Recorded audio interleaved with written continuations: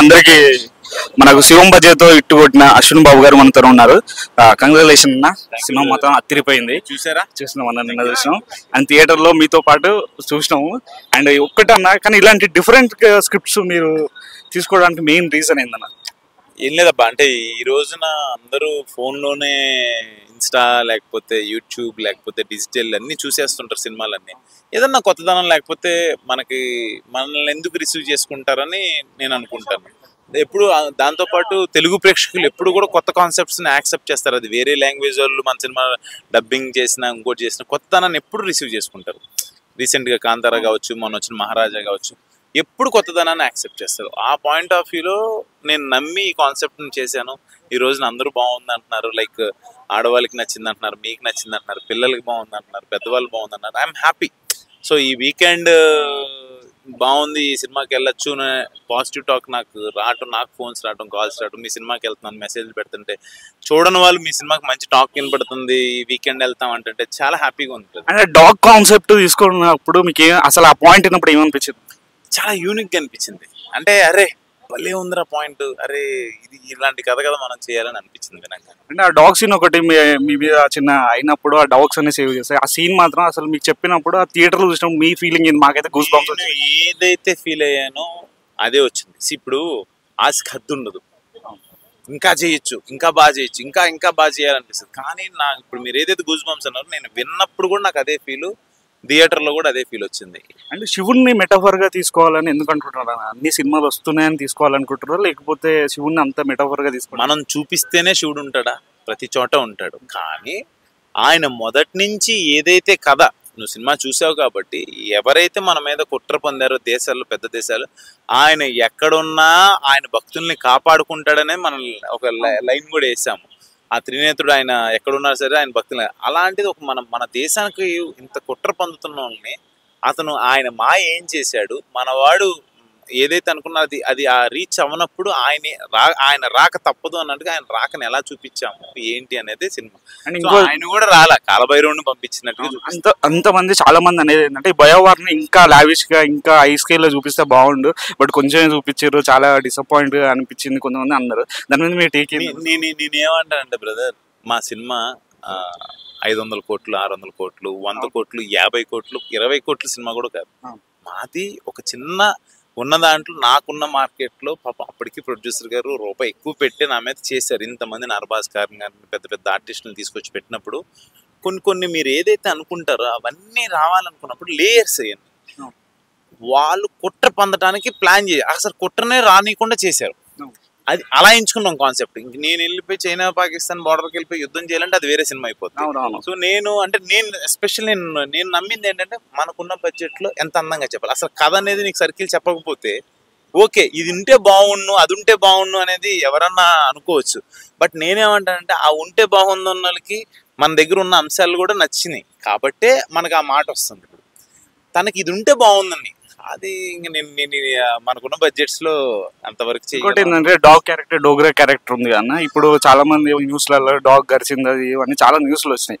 ఇలాంటి సినిమా ఒకటి చూసి చాలా మంది మేబీ కుక్కలను అడాప్ట్ చేసుకునే ఛాన్సెస్ ఏమైనా ఉన్నాయా? వాళ్ళు ఇష్టపడే ఛాన్సెస్ ఉంటుంది అంటారా? నేను కుక్కల్ని అడాప్ట్ చేసుకుంటారా చేసుకోరన్నది నాకు తెలియదు. కానీ ఎవరైతే పెంచుకుంటారో, ఎవరైతే మిస్ అవుతారో, కుక్కలు చనిపోతుంటాయి, వాటికి లైఫ్ స్పాన్ చనిపోయినప్పుడు వాళ్ళకి హెల్త్ బాగోక దానికి ఏదైనా అయినప్పుడు మిస్ అయిన ఫీలింగ్ అయితే ఈ సినిమాలో కనపడుతుంది.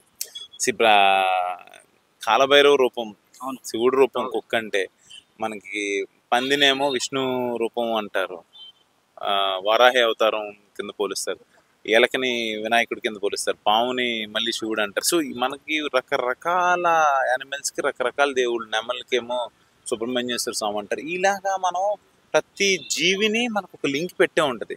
సో ఈ సినిమాలో ఎస్పెషల్లీ డాగ్స్ని ఎలా తీసుకున్నాం, ఎలా లింక్ కలిపామనే అంశమే నాకు బాగా నచ్చింది. అదే అన్నాను, నాకు అది నచ్చింది.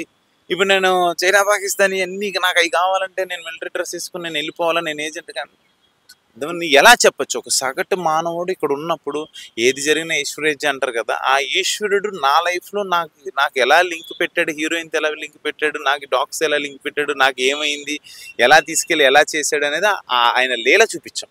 అండ్ ఫైట్స్ కూడా ఇందులో వచ్చేసి చాలా ఒక పెద్ద హీరో ఉన్న ఫైట్స్ ఉన్నాయన్న. అలాంటి ఫైట్స్ చాలా లావిష్ గా స్టైలిష్ గా చేశారు. చాలా ఫేస్ కానీ ఎక్కడ బ్లెండ్ మిస్ అవ్వకుండా చాలా పెద్ద హీరో లాగా చేశారు. ఫైట్స్ కొరియోగ్రఫీ ఎవరు చేశారు అసలు? ఫైట్స్ మనకి Ramakrishna master and Prithvi master ఇద్దరు చేశారు. అంటే నాకు ముందు వచ్చిన హిడింబాలో నాకు ఫైట్స్ కొంచెం బాగున్నాయి అని నేమ్ వచ్చింది. అది కాపాడుకుంటూ ఎలా చేయాలి, సిచ్యువేషన్ తగ్గట్టుగా ఎలా చేయాలని చేశారు. హైపరాద్ గురించి ఏం చెప్తారు?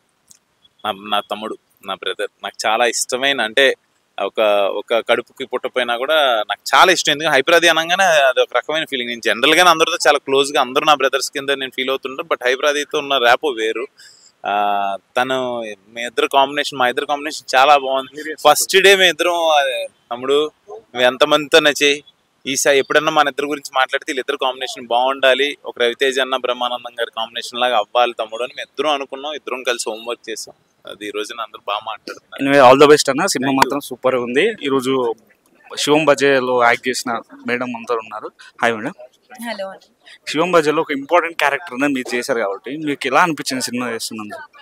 అండ్ ఫస్ట్ ఆఫ్ ఆల్ ఇది మైథాలజీ అండ్ శివుడి మీద ఎక్కువ రన్ అయ్యే cinema. I'm very happy, blessed and నేను చాలా హ్యాపీగా ఫీల్ అవుతున్నా అండ్ బ్లెస్డ్ కూడా. నేను చాలా మూవీస్ చేసిన అది రిలీజ్ అవ్వకుండా ఫస్ట్ నాకు ఇష్టమైన శివుడి మూవీ రిలీజ్ అవ్వడం అది మిరాకిల్.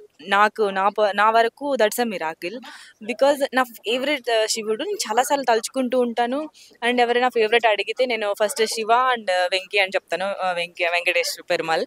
యాక్చువల్లీ నాకు వీళ్ళిద్దరు అంటే ఇష్టం.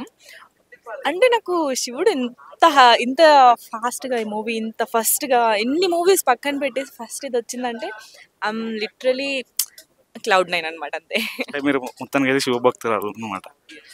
అండ్ ఇందులో మీరు పోలీస్ ఇన్వెస్టిగేషన్లో చేశారు కాబట్టి అందులో మీకు ఏమన్నా ఐడియా ఉందా, లేకపోతే ఓన్లీ డైరెక్టర్ చెప్పింది చేశారా? లేదండి, నేను చేసే ముందు ఆబ్వియస్లీ డిస్కస్ చేస్తాను. బికాజ్ నాకు అక్కడ క్యారెక్టర్కి నేను సటిల్ యాక్షన్ కావాలా, లేకపోతే ఎక్స్ట్రా చేయాలా, లిమిటెడ్గా చేయాలా, అంటే చాలా రకరకాల యాక్టింగ్స్ ఉంటాయి.